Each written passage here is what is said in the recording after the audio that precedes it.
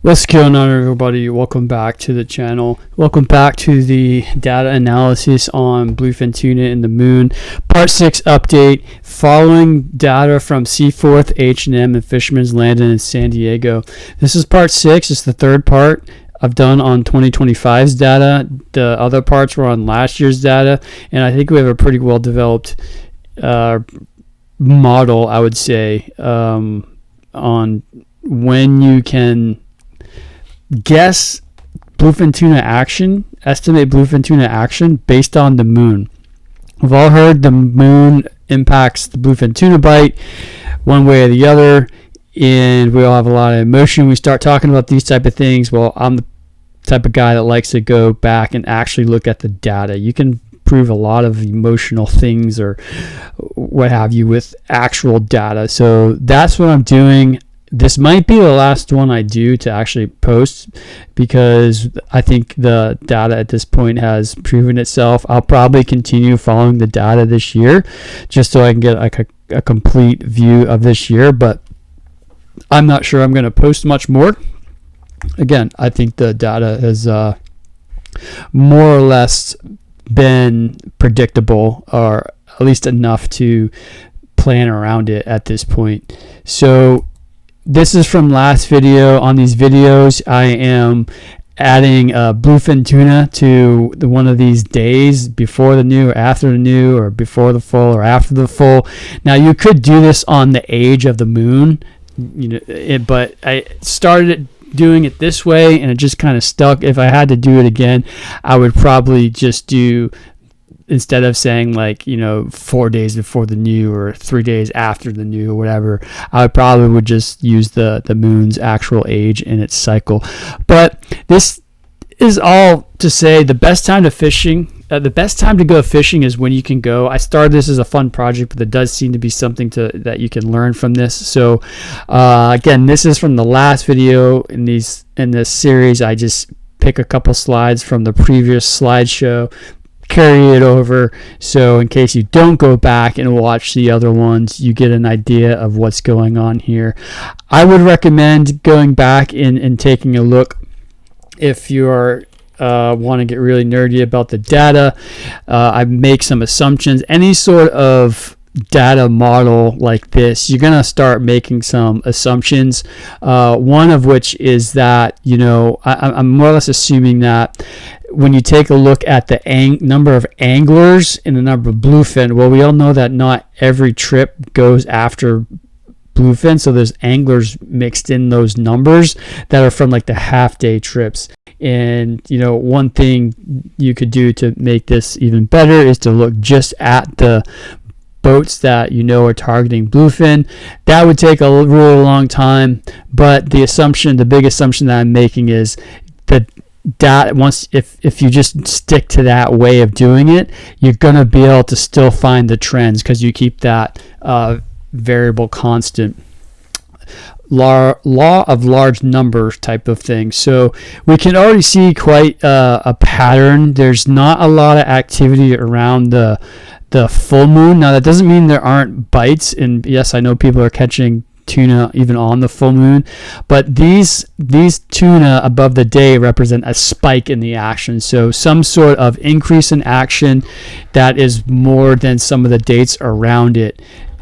And because I think part of this is you more or less, you can't really compare May numbers to, or say like April's numbers to like July's numbers, but if there was like a spike in the action compared to the days around that day in April, say for example, you might be able to glean something from that. So go back, watch the other videos if you want to get more into the technicalities of the data analysis itself. Oh, and then animation. So those are the animation that those are the tunas that I added from the last video. And so you start to see also some polarization. So you see days before the full, days 6 through 4, there's action, then there's like a little bit of action like that 2 days after the full, and then there seems to be a lot more action that week plus 8-9 days after. One thing important to know here is that I'm using if a fish report is on August 1st, that means when the boat returned to the dock. So it doesn't necessarily mean that the fish were all caught on that, but instead of looking at trips on when they leave, I look at trips on when they return, because that's when their numbers are finalized, they turned them in. And so that's actually a really important piece to know if you were going to use this in any way to plan your next tuna trip. Okay, yep. Tuna. That's from last time. We're going to go to, this is from last time as well. I did add a trend line. So Excel has a trend line that is mathematically describable, and it's the best fit of that orange line. So you see the very steady blue lines that look like triangles. That's the moon cycle. And then the orange line that's very up and down, that is the BFT per angler. And if you forget, just look at the bottom of the graph. So as a reminder, nothing really happened beginning of May. It wasn't until after that May full moon where fish started to bite. And then there was a bit of a downturn in that June full moon. And then it popped back up. And then it kind of went down again on that June new moon. And then in July, it really turned on. But the bites still sort of shut off a little bit during that July full moon, but you can see the ramp up of the data. So this is all from the last video. The last video is covering May 1st through July 22nd, and I added stars. Yep, those are the stars. You can start adding or looking at this data however you want. I didn't add the stars to the graph on this month's data, but I did pick out the dates. I just didn't add the stars to the graph. So that's from last time. All right, so this is the raw data from this time. So you can see this coverage from July 22nd all the way to the end of August. So you get a new moon, a full moon, and then a new moon, and a little bit about a week past the new moon data to look at. So you can see across the top you have Blue Fin Tuna, anglers, and then BFT per angler. I think the ratio is really important here. And then if you don't look at anything, just look at all the way to the right, the BFT angler, then the BFT per angler. Essentially that column all the way to the right is what is graphed. And the Blue Fin Tuna is added over the 3 landings, and then the anglers is added. So again, there's a lot of anglers mixed in here that aren't targeting Blue Fin Tuna, but we've kept that variable constant, and so the assumption is that we've controlled for that with all the 6 parts, I guess, that we have done. So you can see on the right, very, very up and down. But so this is the raw data. It takes me a long time to put in. I usually just kind of every 3 or 4 days add some data, and then try to decide when I'm going to actually put it into a presentation. So that's the new data. So, and then here's the new graph. So you can see that trend line, it went up in July, and then it sort of plateaued a little bit until past the August full moon. So really the height of the action has been before the full moon in July, and then the bite dies off because of the full moon in July. Then it picks right back up again, and then it seemed to die off right after that July new moon. Then it starts to pick up, dies back off again during the August full moon, and then picks right back up in the August new moon didn't really seem to impact anything.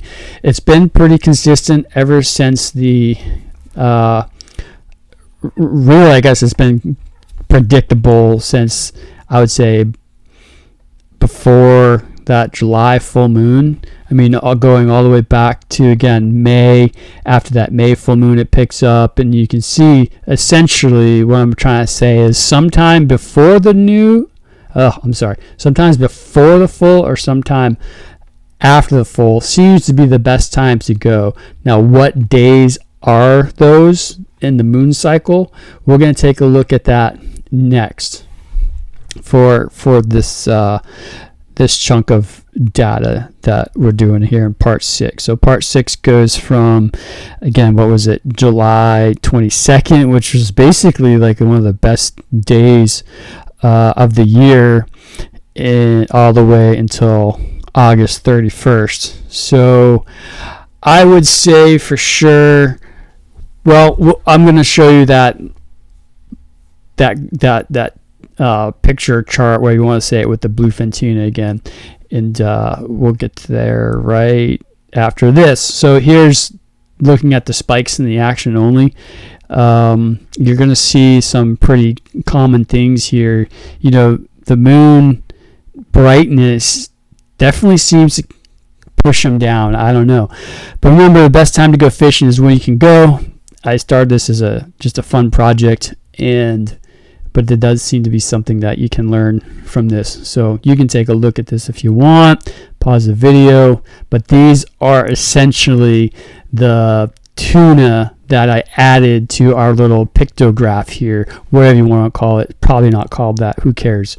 All right, so let's see, the first tuna we added, so the one day before the new, was 5 days after the new, 6 days before the full, 6 days after the full, 9 days after the full, and then we got one right on the new moon. So the new moon is, according to this data, is way better to fish on or around than the full moon.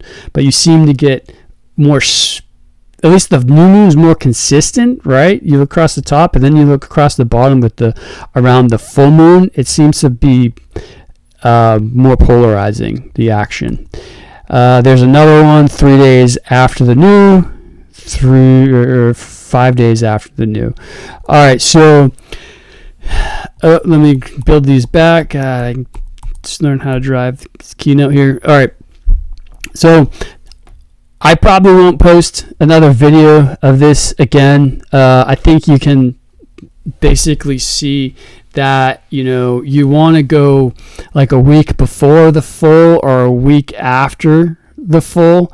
And again, if you're going to use this, remember those dates are when the boat returns, when they submit their final fish counts, not when they leave the dock. So on, 2.5, 3 day trip or whatever, that can make a difference. But I would definitely, avoid fishing on the full moon. But I have a buddy who caught a really big tuna on the full moon, but a lot of people didn't. I did the math. There was like 480 anglers or something, and your chance of catching a bluefin around that time was about 2%. So you do you. Again, this is just a fun project. You don't have to take anything away from it if you don't want to, but I like to prove things with numbers. And as I was going through this, I thought back to the time we went bear hunting. That night that I shot a bear, a lot of people shot a bear, but the nights leading up to that, we didn't hear any gunfire at all. So it's just something about wildlife that's fun to figure out, like what makes them move, what makes them tick, because it seems like they generally all do the same thing at the same time. Either they're all biting or they're all not. Either they're all moving in the woods or they're not. Is it the weather? Is it the temperature? Is it, the moon? Some people say the moon affects deer hunting. To me, that seems to make more sense too, because those big eyes, maybe deer don't like to move when the moon is full, because they have those big eyes. They basically have night vision. They don't need the moon to see. But anyways, I don't know. This is not about deer hunting. So again, the best time to go fishing is when you can go. I'm probably not going to post any more of these videos. Mostly because I think the message is clear at this point. Now, if you have any issues with it, I'm just calling balls and strikes. I am literally just copying data and putting it in a spreadsheet and graphing it. And so, I'm not determining when, these fish are biting. I'm literally just trying to make more sense out of these crazy bluefin who, when they bite, it seems like they all want to die, and when they don't want to bite, you can't do anything at all. No money in the world will buy enough tackle or enough bait to get them to bite, or enough gear. It just is what it is. That's hunting. That's fishing. These are the San Diego fish reports that I use, and that is all. Hope you enjoyed it. Probably the last one, and you can draw your own conclusions and go fishing when you can go. See ya.